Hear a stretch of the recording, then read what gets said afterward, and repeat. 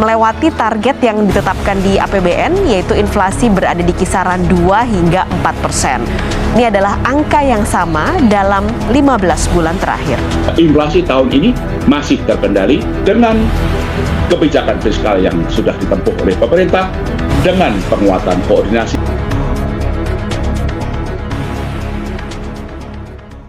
Assalamualaikum warahmatullahi wabarakatuh. Kami dari kelompok 1, pada kesempatan kali ini kami akan menjelaskan mengenai materi tentang inflasi.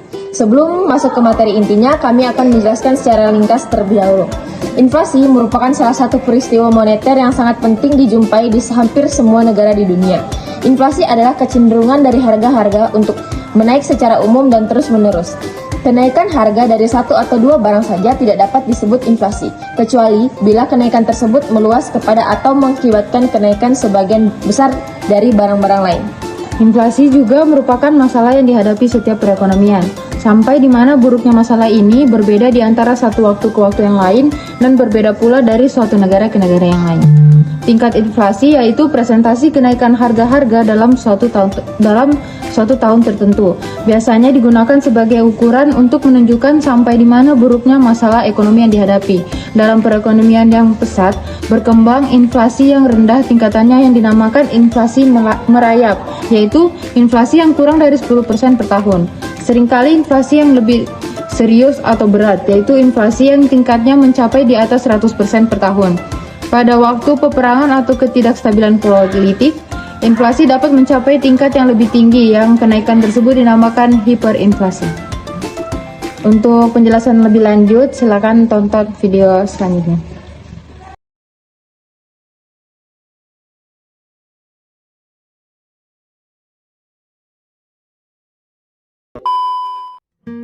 Definisi inflasi. Inflasi adalah proses dari suatu peristiwa, bukan tinggi rendahnya tingkat harga. Artinya, tingkat harga yang dianggap tinggi belum tentu menunjukkan inflasi. Inflasi merupakan indikator untuk melihat tingkat perubahan dan dianggap terjadi jika proses kenaikan harga berlangsung secara terus-menerus dan saling mempengaruhi. Pada buku Perekonomian Indonesia tahun 2022, terdapat sejumlah pengertian inflasi dari para ahli. Menurut Boedino, inflasi adalah suatu kecenderungan kenaikan harga secara umum dan terus-menerus. Menurut Bank Indonesia atau BI mendefinisikan inflasi dalam Inflation Targeting Framework. Menurut Bank Indonesia, inflasi adalah kecenderungan harga-harga untuk meningkat secara umum dan terus-menerus. Jenis-jenis inflasi. Jenis-jenis inflasi itu dibedakan menjadi 3, yaitu berdasarkan sifatnya, berdasarkan sebab terjadinya, dan berdasarkan asalnya. Yang pertama, berdasarkan sifatnya. Dari berdasarkan sifatnya itu dibagi menjadi 4, yaitu inflasi ringan, inflasi sedang, inflasi berat, dan inflasi sangat berat. Inflasi ringan. Jenis inflasi ini ditandai dengan peningkatan laju inflasi yang rendah. Biasanya kurang dari 10% setahun. Contohnya adalah inflasi di Amerika Serikat pada tahun 2019 yang hanya sebesar 1,8%. 2. Inflasi sedang. Jenis inflasi ini sedikit lebih tinggi dibandingkan inflasi ringan, dengan laju inflasi berkisar antara 10-30% per tahunnya. Contohnya adalah inflasi di Indonesia pada tahun 2018 yang mencapai 3,13%. Yang ketiga, ada inflasi berat. Jenis inflasi ini tergolong berat, dengan laju inflasi mulai dari 30-100% setahun. Contohnya adalah inflasi di Zimbabwe pada tahun 2008 yang mencapai 231 juta %. Yang terakhir itu ada inflasi sangat berat. Jenis inflasi ini terjadi secara besar-besaran dan mencapai lebih dari 100% setahunnya. Contohnya adalah inflasi di Venezuela pada tahun 2019 mencapai 10 juta %. Kemudian berdasarkan sebab terjadinya. Berdasarkan sebab terjadinya, inflasi dibagi menjadi 3, yaitu demand pull inflation, cost push inflation, dan bottleneck inflation. Demand pull inflation, yaitu inflasi ini terjadi karena adanya peningkatan permintaan yang tidak diimbangi dengan peningkatan produksi. Contohnya itu adalah inflasi di Indonesia pada tahun 2011 yang terjadi karena adanya kenaikan harga minyak dunia. Yang kedua, cost push inflation, Inflasi ini terjadi karena adanya kenaikan biaya produksi yang diakibatkan oleh kenaikan harga bahan baku atau upah tenaga kerja. Contohnya adalah inflasi di Indonesia lagi pada tahun 2013 yang terjadi karena adanya kenaikan harga BBM. Yang terakhir, bottleneck inflation. Inflasi ini terjadi karena adanya keterbatasan produksi yang menyebabkan kenaikan harga. Contohnya adalah inflasi di Indonesia pada tahun 2018 yang terjadi karena adanya keterbatasan produksi beras. Kemudian yang terakhir, berdasarkan asalnya. Berdasarkan asalnya, inflasi dibagi menjadi dua, yaitu inflasi terbuka dan inflasi tertutup. Inflasi terbuka, inflasi ini terjadi karena adanya kenaikan harga barang impor. Contohnya adalah inflasi di Indonesia pada tahun 1998 yang terjadi karena adanya kenaikan harga barang impor akibat krisis ekonomi. Yang kedua, inflasi tertutup. Inflasi ini terjadi karena adanya kenaikan harga barang produksi dalam negeri. Contohnya adalah inflasi di Indonesia pada tahun 2013 yang terjadi karena adanya kenaikan harga BBM.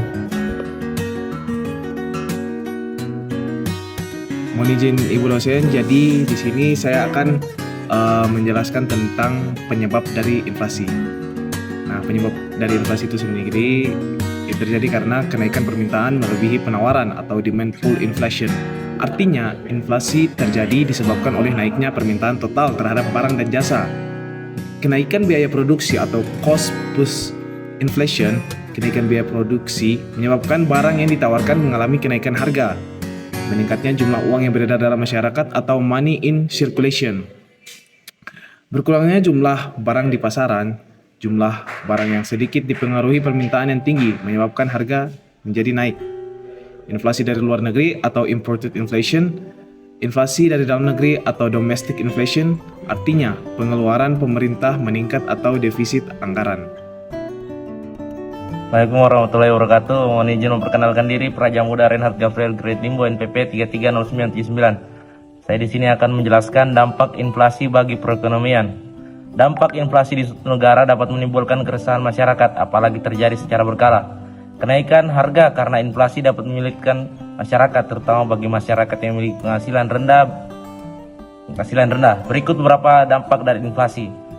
Yang pertama, suku bunga akan meningkat. Di saat tingkat inflasi tinggi, di mana harga umum barang dan jasa mengalami kenaikan, maka bank sentral harus membuat kebijakan agar mampu menurunkan inflasi. Cara yang akan dilakukan oleh bank sentral untuk mengendalikannya adalah dengan menaikkan tingkat suku bunga agar tingkat inflasi menurun.